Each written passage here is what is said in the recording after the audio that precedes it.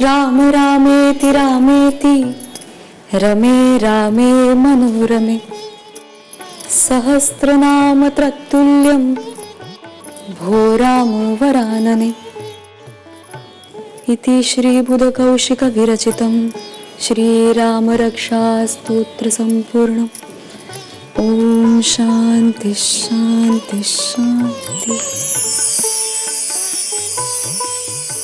आयुष्यमान भव. छान वाटतं ग तुझ्या तोंडून ऐकायला हे. माझी आई मला नेहमी सांगायची, संध्याकाळच्या वेळी घरात दुपारती फिरवली ना की मनातल्या सगळ्या चिंता नष्ट होतात आणि मग ही वास्तुदेवता पण आपल्यावर खूप प्रसन्न राहते. पण काय ग, तू कुठल्या चिंता मांडल्यास देवा पुढे? आहेत का काही? नाही, तसं नाही, पण कधी कधी खूप अस्वस्थ वाटायला लागतं. तुला बरं वाटतंय ना? मग म्हण, आम्हालाही आनंदच आहे त्यात.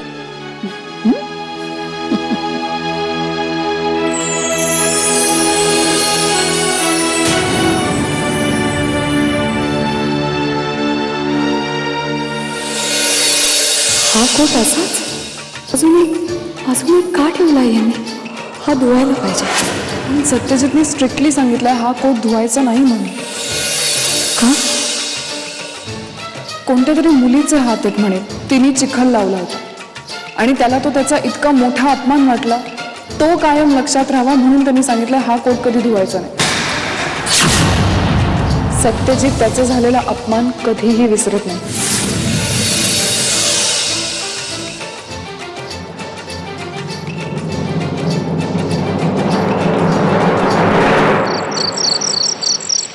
नाही नाही, बरं बघू आपण. हो चालेल ना, चालेल चालेल. हो काही प्रॉब्लेम नाही, चालेल. मी बोलते, म्हणजे बोलून बघते त्यांच्याशी. बरं. हो का? बरं.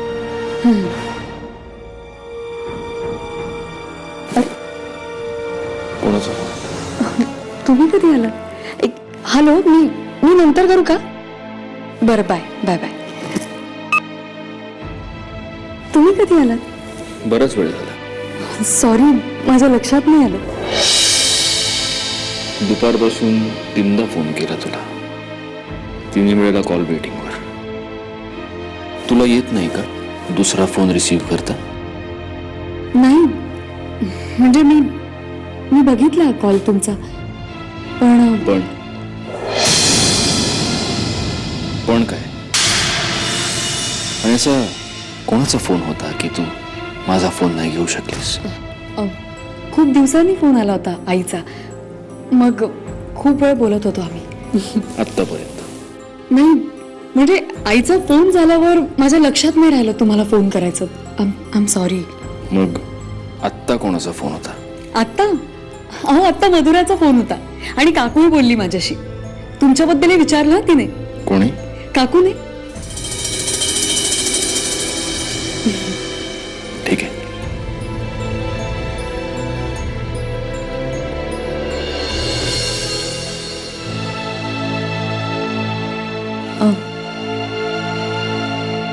हा नवीन फोन तुझ्यासाठी. तुझा हा नंबर जगात फक्त माझ्याकडे असेल. या नंबरवर मी जेव्हा फोन करेन तेव्हा हा नंबर लागायलाच हवा. बॅटरी लो नाही, नेटवर्क बिझी नाही, कॉल वेटिंग नाही. कळतंय? हो, ठीक आहे. खूप आठवण येते ग तुझी. दिवसभर ती सगळी धावपळ, त्या लँड डिलिंग्स, ती सगळी झगझग, आणि मग अशात तुझी आठवण येते. आणि त्यावेळी जर तुझ्याशी बोलता नाही आला ना तर खूप अस्वस्थ व्हायला होतं. सॉरी, असं नाही होणार परत.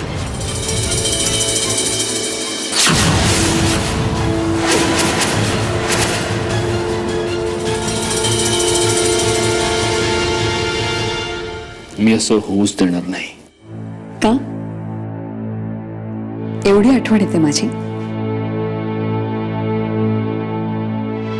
येत नाही असं म्हटलं तर पण मला नाही पटत ते. मंजिरी,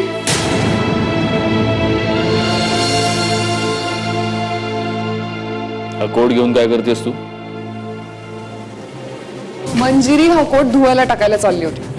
बरं माझं लक्ष गेलं म्हणून मी तो घेऊन आले कपाटात ठेवायला. पण सत्यजित, असं काय आहे या कोट मध्ये? म्हणजे तो कोट असा न धुता किती दिवस ठेवणार आहेस?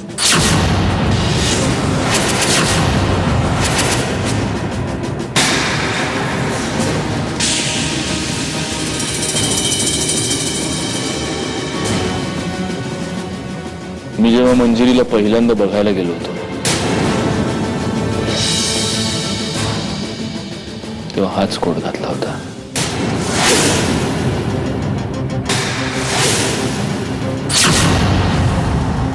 पण तेव्हा एका आगाऊ मुलीनं हे डाग या कोटवर लावले होते. का? कारण माझ्या गाडीनं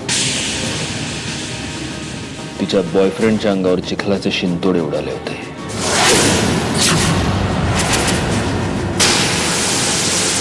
खरं तर मला अशा अवतारात पाहून सरनाईकांनी रिजेक्टच करायला हवं होतं.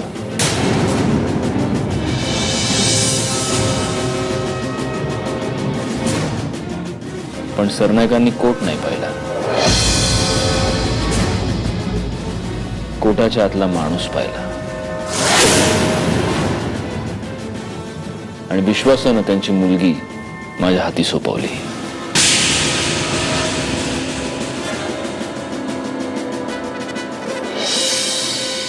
या कोटवरचे हे डाग कधीच पुसले जाता कामा नयेत. माझा विश्वास आहे ती मुलगी मला पुन्हा भेटेल.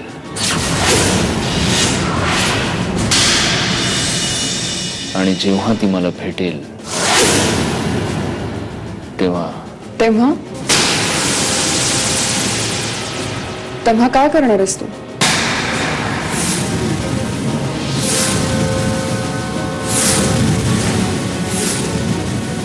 कळेल तुला.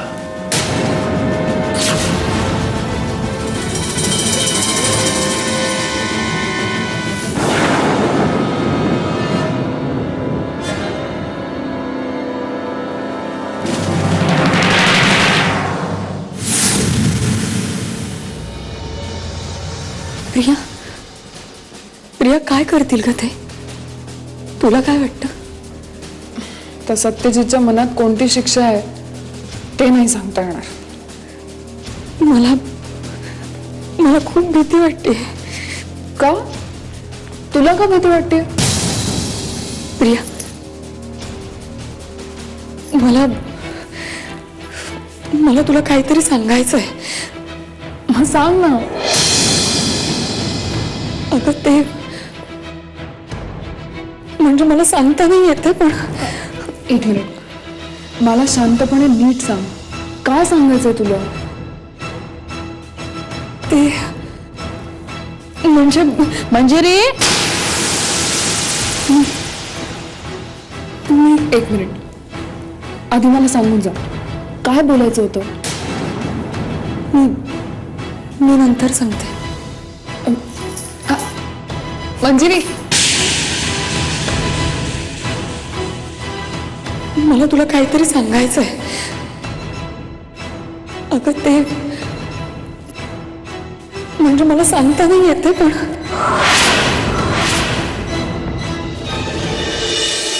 ए मंजिरी. हा गुरुजी, मी बोलते. तुम्ही बघितलं का मुहूर्त?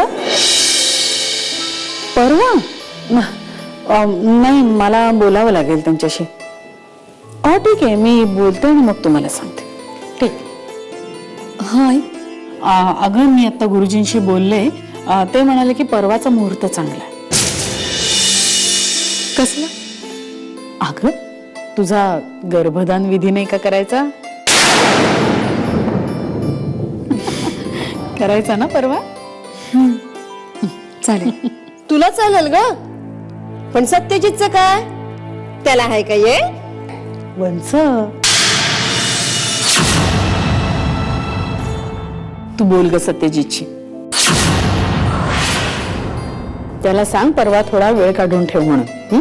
मी गुरुजींना तसं कळवते. एकदा हा विधी झाला की तुम्ही दोघं हनीमूनला जायला मोकळे. काय वंच, मी काय म्हणते?